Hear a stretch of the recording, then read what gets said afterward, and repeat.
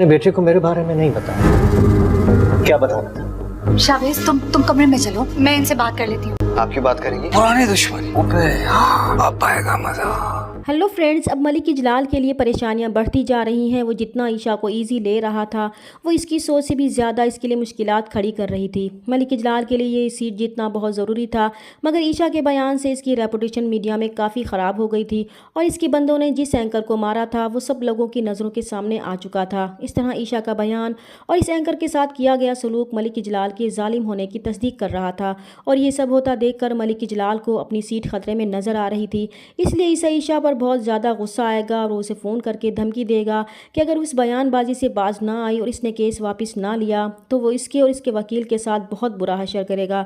मगर शावेज इसे जवाब देगा कि वो उसे रोकने के लिए जो कुछ भी कर सकता है कर ले, मगर वो अपने मकसद से पीछे नहीं हटेगा, क्योंकि अब ये जंग सिर्फ ईशा की नहीं बल्कि इंसाफ और जुल्म की जंग है और इसे यकीन है कि वो ये जंग जीत कर रहेगा।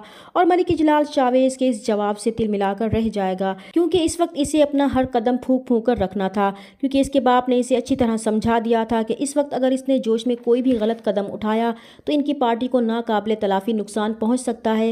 इसलिए उन्होंने इसे इस मामले से दूर रहने को कहा था, जिसकी वजह से वो खामोश था। वरना इसने तो सोच लिया था कि जिस तरह इसने ईशा के भाई और माँ को मरवाया था वैसे ही वो ईशा और शाहवेज को भी मरवा दे। दूसरी तरफ शाहवेज और ईशा के लिए सुनहरी मौका था कि वो मलिक इजलाल की कमज़ोरी से फ़ायदा उठाते हुए इसकी हकीकत दुनिया के सामने लाएं। शाहवेज हर बार मलिक इजलाल के वकील की गैर हाजिरी और पेशी की तारीख पर तारीख मिलने से काफ़ी तंग आ चुका था। इसके पास अब इसके अलावा कोई चारा नहीं था कि वो ये बात मीडिया के सामने लाए।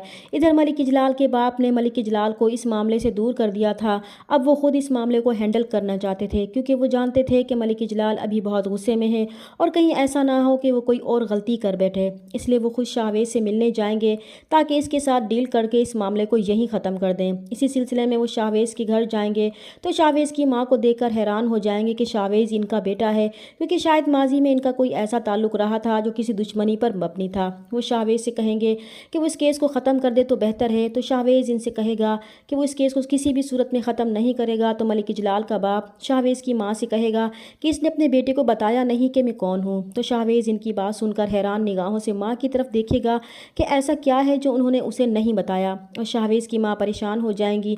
वो उसे कुछ बताना नहीं चाहती थी, मगर शाहवेज अब इनसे पूछ कर ही दम लेगा। ये भी हो सकता है कि वो शाहवेज का बाप हो जिसके बारे में इसकी माँ ने इसे कभी बताया ही नहीं था। इधर मलिक इजलाल को जब अपने बंदों से ये खबर मिलेगी कि शाहवेज इसके बाप के दुश्मनों का बेटा है तो इसे बहुत ही खुशी होगी कि अब शाहवेज को बर्बाद होने से कोई नहीं रोक सकता था और अब तो इसे जंग लड़ने में और भी मज़ा आएगा। दूसरी तरफ अब मिनाल की बर्बादी का वक्त शुरू हो चुका है। अरबाज इसे शहर से दूर इस जगह पर ले गया था जहाँ आसपास कोई आबादी नहीं थी कि अगर मिनाल भागने की कोशिश भी करे तो नाकाम हो जाए। वो मिनाल से इसका मोबाइल तक छीन लेगा और इसे कैद कर देगा। मिनाल अरबाज के इस रवैये से परेशान हो चुकी थी कि वो उसके साथ ऐसा क्यों कर रहा था। वो अरबाज से पूछेगी कि आखिर वो इसे किस चीज़ की सज़ा दे रहा है, आखिर इसने किया क्या है। तो अरबाज इसके सवाल से तैश में आ जाएगा और इसे कहेगा कि जब जुल्म हद से बढ़ जाता है तो इसके अंजाम का वक्त शुरू हो जाता है और वो अपने प्यारों के साथ होने वाले जुल्म का एक एक बदला इन बहन भाइयों से लेगा जो इन बहन भाइयों की वजह से इसने सहा है।